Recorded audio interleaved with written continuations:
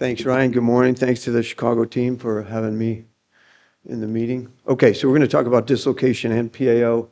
These are my disclosures.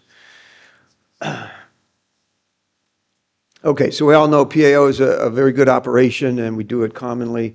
We also know there are associated femoral abnormalities that frequently require treatment. Those can be treated with arthroscopy, proximal femoral osteotomy, and or surgical hip dislocation, depending on the specifics of the case. Surgical dislocation is a very powerful technique to complement PAO surgery in certain complex deformities, and that's what I'm going to focus on here.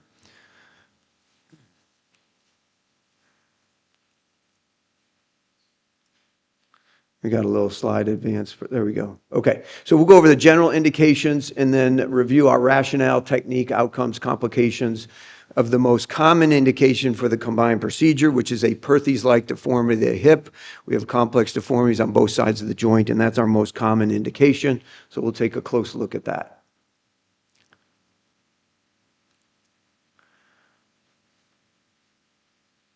Okay, so when is it indicated? In general, when we have femoral abnormalities that cannot be optimally managed through our PAO approach with adjunctive hip arthroscopy or with a straightforward femoral osteotomy. So those would be our preferences, but if we can't manage disease with those, we think about the surgical dislocation.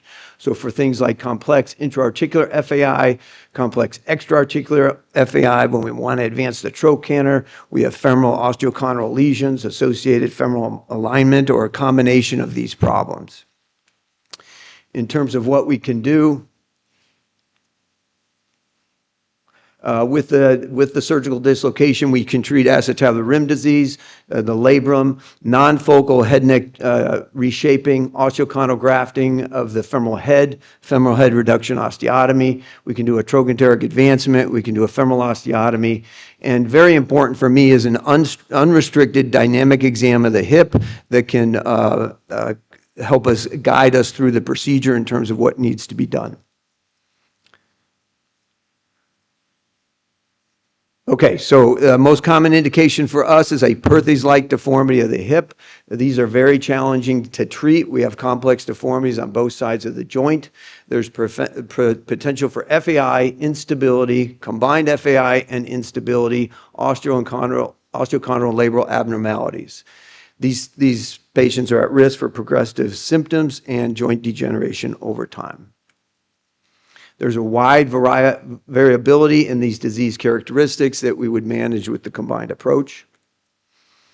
If we take a close look at the proximal femur, we have a large, and commonly in these cases, we have a large aspheric femoral head. We have a relatively high greater trochanter, short femoral neck, head-neck offset issues. We can have a varus neck shaft angle and osteochondral disease of the femoral head. On the acetabular side, we have decreased anterolateral and or posterolateral head coverage. Posterolateral insufficiency is common in these patients as they commonly have acetabular retroversion. We can have increased acetabular inclination, a relative deficiency, variable version of the acetabulum, and then again, labral and articular cartilage problems. The goal of the combined procedure, so we're going to use the PAO to stabilize the hip or normalize the joint loading. We're going to use the surgical dislocation to take care of the complex impingement problems. The combined procedure, the goal is to balance the hip. In a lot of these hips, we can't make it perfect, and we're striving to stabilize it but not create or worsen concurrent impingement.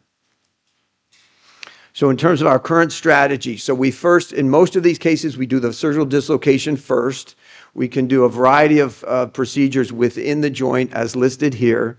And after we're done our femoral reconstruction, we dynamically assess the hip and judge whether the hip is or is not unstable. So we look at the range of motion of the hip, congruency on intraoperative radiographs, and decide whether or not the PAO is needed and whether the hip will tolerate it. The second stage of the procedure is the PAO. The goal of the PAO in these hips is to stabilize the hip. Sorry, Joel, I keep using that term, but so we want to stabilize the hip, but we don't want to overdo it. A lot of these hips are at risk for secondary FAI, so in a lot of these cases, the correction is somewhat gentle compared to a normal classic dysplasia. So here's a case example we'll run through. 17-year-old female, high school athlete. She has pain in the right hip. We'll focus on that side. If we take a closer look at this hip, we have acetabular retroversion and insufficiency. We have an aspheric femoral head. We have head-neck offset deformity. We have a wide, short femoral neck and a high trochanter. So a lot of elements of her Perthes-like deformity that we're going to address surgically. So she underwent the combined approach. So we did surgical dislocation first, followed by a PAO. After our dislocation, we thought the hip was unstable, so we went ahead with the PAO. So we did a head reshaping, neck lengthening, trochanteric advancement, and the acetabular reorientation. You can see the post-op in the middle panel there. We've corrected the acetabular version. We've made the sourceal more horizontal. We've provided coverage of the femoral head. We've reshaped the femoral head and performed a relative neck lengthening with trochanteric advancement. She was able to go on to her high school sports, and now she's 30 years old and is a recreational runner. So an excellent outcome with this relatively complex Perthes-like deformity. So what if we look at a group of these? So these are our results at midterm. So over 8-year follow-up, 27 hips, marked improvement in terms of our PROMs. 88% of the patients were satisfied, 4% unsatisfied. Survivorship at 5 and 10 years, 93 and 85%. 15% did undergo total hip. We had 2 complications, 1 superficial infection managed without a problem, 1 deep infection that went on to total hip replacement. So in terms of clinical outcomes, encouraging for this complex group of patients.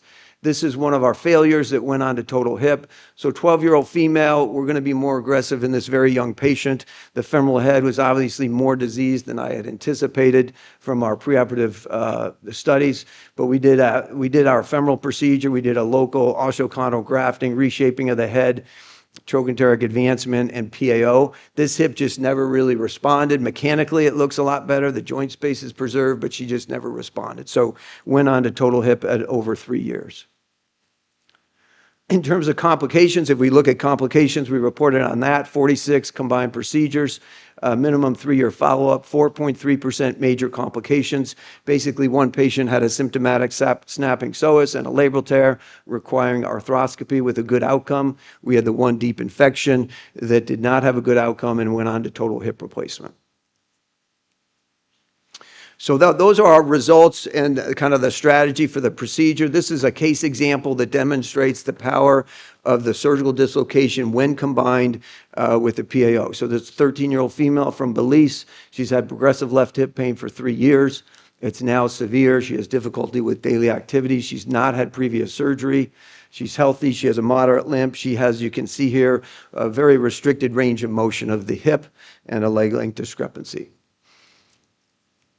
Here she is pre-op with a marked limp at an age of 12 years.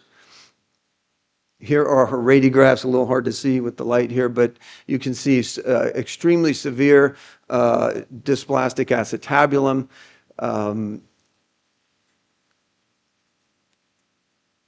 These are fluoroscopic images. You can see she has a relatively large incongruous femoral head relative to this severely dysplastic acetabulum. And that probably accounts for her poor range of motion of the hip.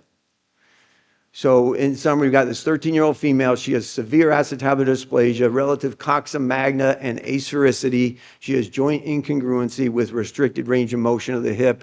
She also had excessive femoral antitorsion of the femur of about 50 degrees. So this is our preoperative plan. So we're going to use the surgical dislocation to make the femoral head smaller and more congruous with the acetabulum. We'll do a head reshaping, subtroch derotation, add the PAO. She also needed an adductor release. So here we are, intraop at the femoral head reduction.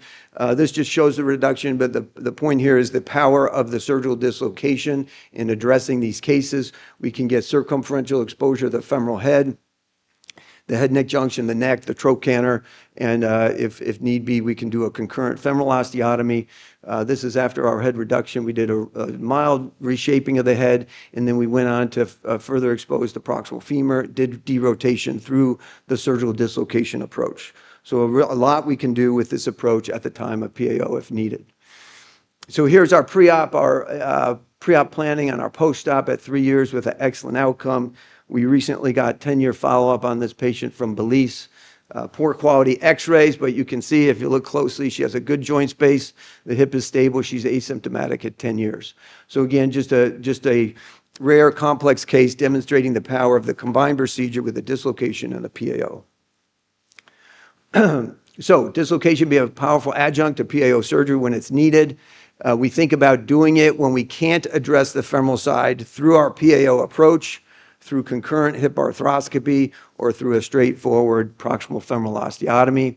In our practice, the most common indication is these Perthes-like deformities. So in well-selected cases with good surgical technique, the outcomes tend to be relatively excellent at midterm outcomes for most patients. Complication rate is about 4%, which I think is acceptable in this patient population. We've probably tightened our indications for this procedure over time. So really now restricted to patients in general less than 25 years of age with a relatively healthy joint, and they seem to respond quite well. Thanks for your attention. Yeah,